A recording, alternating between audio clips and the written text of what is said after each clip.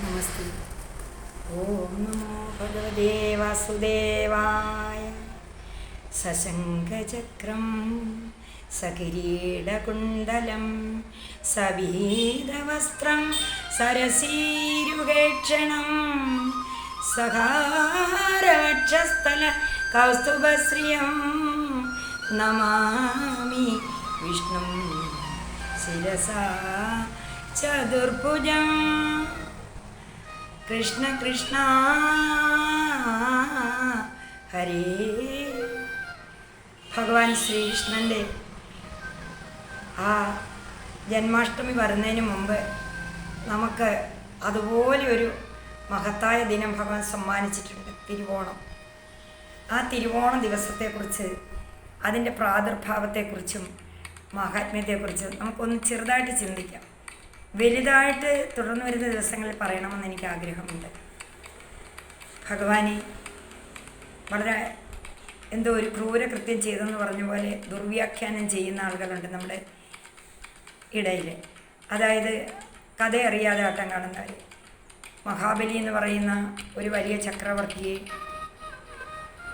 ചവിട്ടി താഴ്ത്തി എവിടേക്കോ വിട്ടെന്നോ എന്നിട്ട് രാജ്യം മുഴുവൻ പിടിച്ചെടുത്തെന്നൊക്കെ പറയുന്ന, അതായത് അജ്ഞാത്വ ഗ്രന്ഥതത്വാനി വാദം യ കുരുതയ നര നിർണയം ചാപി ഛിദ്രാത്മന തദ്ദിഷ്ടതി തത്വത. തത്വമറിയാതെ ഗ്രന്ഥവ്യാഖ്യാനം ചെയ്യുന്നവൻ തന്നെയും മറ്റ് കേൾക്കുന്നവരെയും പാപജാലങ്ങളിലേക്ക് മുക്കി നരകജാലങ്ങളിൽ കൊണ്ടുവിടുന്നതാണ്. ഗ്രന്ഥതത്വത്തെ അറിയണം. ഇവിടെ നമ്മൾക്ക് ശ്രീമദ് ഭാഗവതമാണിത്. ഈ ശ്രീമദ് ഭാഗവതത്തിൻ്റെ 8ാം സ്കന്ധത്തിലെ അവസാനമാണ്, 21-ാണ്. ചെറുതായിട്ട് ഞാനൊന്ന് തുടങ്ങാം. അതിൽ ഭഗവാൻ പ്രത്യക്ഷമായി മഹാബലിക്ക്. മഹാബലി എന്താണ് ചെയ്തുകൊണ്ടിരുന്നതെന്ന് അറിയണ്ടേ? മഹാബലി നർമ്മദയുടെ തീരത്ത് ശുക്രാചാര്യനോട് ചേർന്ന് ഋത്തുക്കളെല്ലാം കൂടിയിട്ട് മഹായാഗം ചെയ്യുമായിരുന്നു. മഹാബലിയുടെ യാഗം സകല യജ്ഞസംഭാരങ്ങളും ഉണ്ടാക്കി സംഭരിച്ചെടുത്തിട്ട് ആർക്ക് വേണ്ടിയിട്ടാണ് യജ്ഞം ചെയ്തതെന്നറിയാമോ നിങ്ങൾക്ക്? മഹാവിഷ്ണുവിനാണ് വേണ്ടിയിട്ടാണ് യജ്ഞം ചെയ്തത്. എന്തിനായിരുന്നു മഹാബലി യജ്ഞം ചെയ്തത്? മഹാബലിക്ക് സ്വർഗം കിട്ടണം. അതിന് ശുക്രാചാര്യനും ദൈത്യന്മാരും എല്ലാം കൂടെ ബലിചക്രവർത്തിയെ പ്രേരിപ്പിച്ച് ഈ യാഗത്തിന് ഒരുമ്പെടുവായിരുന്നു. യാഗം പൂർത്തിയാക്കി. യാഗത്തിൻ്റെ അന്ത്യത്തിലാണ് ആര്യപ്രതിയാണോ യാഗം ചെയ്യാനുള്ളത്, ആ യാഗപുരുഷൻ പ്രത്യക്ഷമാകുകയാണ്. അതാണ് അതിനകത്തെ സത്യം. എങ്ങനെയാണ് വന്നത്? അതായത് ചിങ്ങമാസത്തിലെ തിരുവോണത്തിലാണ് പൂജാതനായിരിക്കുന്നത്. പൂജാതനായി മുകളിലേക്ക് വന്നപ്പോൾ തന്നെ ദേവന്മാരെല്ലാം സന്തുഷ്ടരായി. കൂടെ ഒരാൾ കൊടുത്തു. 5 വയസ്സായ ബ്രഹ്മചാരിയുടെ രൂപമാണ് സ്വീകരിക്കുന്നത്. മാല ഒരാൾ കൊടുത്തു, പൂണൂൽ ഒരാൾ കൊടുത്തു, കൃഷ്ണാജിനെ ഒരാൾ കൊടുത്തു. എല്ലാം കൊടുത്തിട്ട് ഒരു ബ്രഹ്മചാരി, അതായത് വിദ്യ അഭ്യസിക്കാനായിട്ട് ഗുരുകുലത്തിലേക്ക് പോകുന്ന ആ ബ്രഹ്മചാരിയുടെ വേഷത്തിൽ. അപ്പോൾ ആ ബ്രഹ്മചാരിയായ ഗുരുകുല വിദ്യാഭ്യാസം ചെയ്യുന്ന ആളിനെ അവിടുന്ന് ഒരു ഭിക്ഷ എടുക്കാം.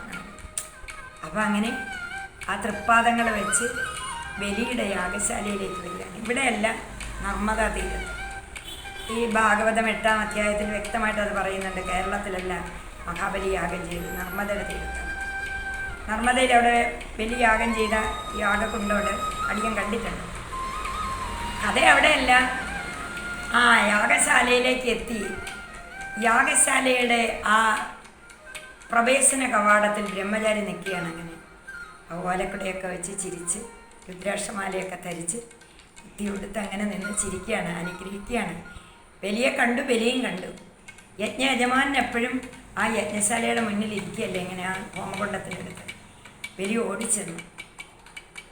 ഹയ ബ്രഹ്മചാരി, കാരണം താൻ ആരെ തേടുന്നു? ഇത്ര പാടുപെട്ട് യാഗം ചെയ്ത്. ആരാണ് മഹാബലി? ഭഗവത് ഭക്തനായ പ്രഹ്ലാദ സ്വാമിയുടെ പൗത്രനാണ്. ആണല്ലോ, വൈരോചനപുത്രനായിരിക്കുന്ന മഹാബലി അപ്പൂപ്പനാണ് പ്രഹ്ലാദസ്വാമി. അവിടേക്ക് ഓടിച്ചെല്ലുകയാണ്. താൻ കേട്ടിട്ടേ ഉള്ളൂ, ഇങ്ങനെ ഒന്നും കണ്ടിട്ടില്ല. അപ്പോൾ വന്ന ഭിക്ഷാന്തേക്ക് തനിക്കൊന്ന് സത്കരിക്കാതെ പറ്റുമോ?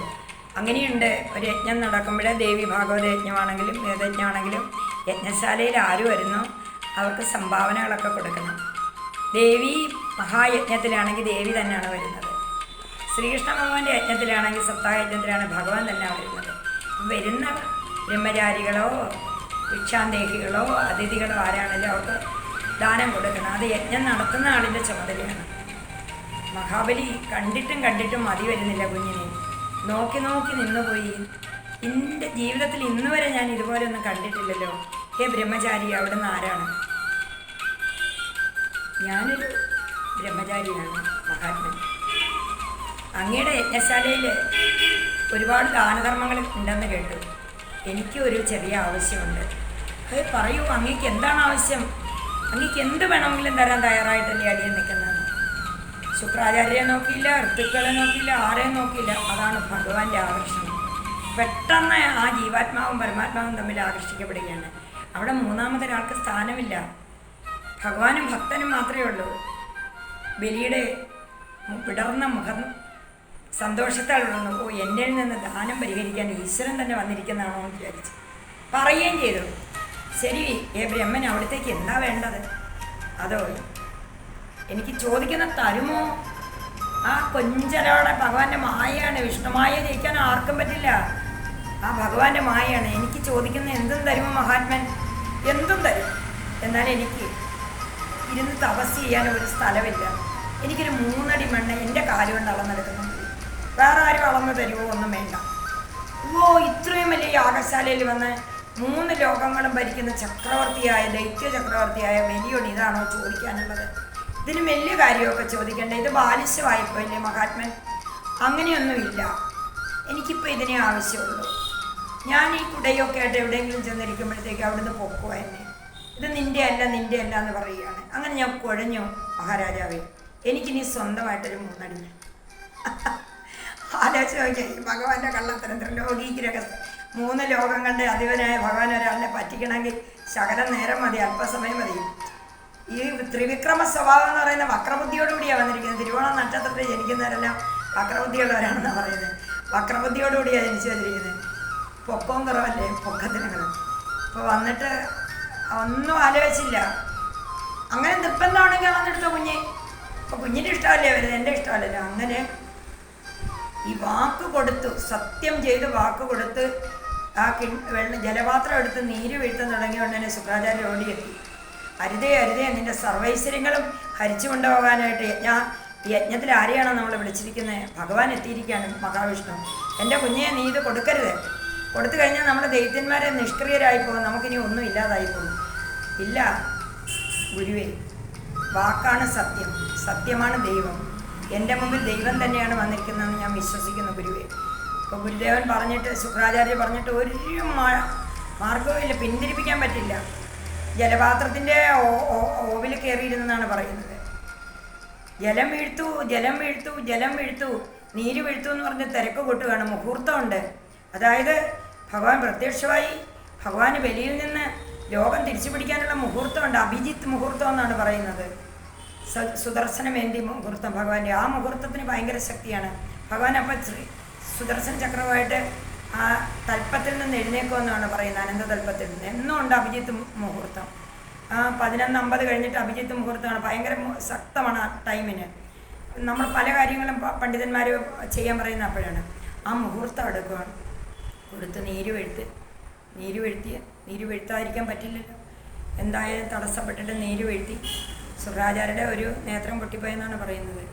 ഞാൻ സത്യത്തിൽ ഉറച്ചു നിൽക്കും ആചാര്യ, ഇതിന് മാറ്റമൊന്നുമില്ല. എല്ലാം നഷ്ടപ്പെട്ടാലും എനിക്ക് സത്യമാണ് വലുതെന്ന് പറഞ്ഞു. നീര് വീഴ്ത്തി. ഉടൻ തന്നെ അളക്കാൻ തുടങ്ങി. ആദ്യത്തെ പാദം വെച്ചു, ഭൂമിയും സ്വർഗവും അളന്നു കഴിഞ്ഞു. ത്രിലോകങ്ങളല്ലേ. രണ്ടാമത്തെ പാദം വെച്ചു, പാതാളവും അളന്നു കഴിഞ്ഞു. മഹാത്മൻ, ബലി ചക്രവർത്തി, ധർമ്മിഷ്ഠനായ അങ്ങ് വാക്കുപാലിക്കണം.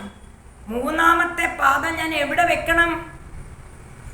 3 അടിയല്ലേ ഞാൻ ചോദിച്ചുള്ളൂ. അപ്പോഴേക്ക് ഭഗവാൻ ഈ വിശ്വരൂപം വിശ്വത്തോളം വളർന്നു കഴിഞ്ഞെന്ന് ആലോചിച്ച് നോക്കി.